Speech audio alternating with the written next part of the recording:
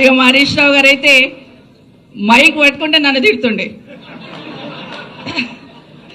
మాకు home minister ఇచ్చున్నారు, నెత్తి మీద టోపీ లేదు, చేతిలో లాఠీ లేదు అని తిడుతుండేమో అంటే మళ్ళీ లోపలికి వచ్చి అక్క ఎట్లన్నా కానీ ఇట్లా ఉద్యమం నడిపిస్తున్నాం చూడు, జర చూసుకో అని చెప్తుండే నాకు.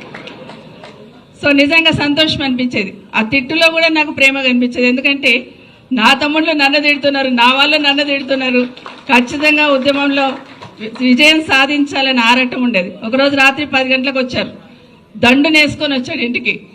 సరే వచ్చాడు కదా, లోపలికి వచ్చి కొంచెం కాఫీ తాగి లంచ్ టైం డిన్నర్ టైంకి వచ్చిన భోజనం చేస్తాము అంటేను, లేదక్క నా భోజనం తెచ్చుకునే గేట్ కాడ కూర్చొని తింటా ఈరోజు నా నిరసన అన్నాడు. రాత్రి 10 గంటలకు మా ఇంటి ముందు గేట్ ముందు కూర్చొని తింటానంటాడు. తింటాను ఇక్కడే కానీ కొంచెం తొక్కుంటే పంపియక్క, కారం ఉంటే పంపి తింటానన్నాడు. సో అట్లా ఉద్యమం నడుస్తున్నప్పుడు కూడా ఆ అనుబంధాలు ఒక్కొక్క సంఘటన గుర్తు చేసుకుంటే ప్రతి సంఘటనను కూడా ఉద్యమానికి అనుకూలంగా మర్చుకున్నారు కేసీఆర్.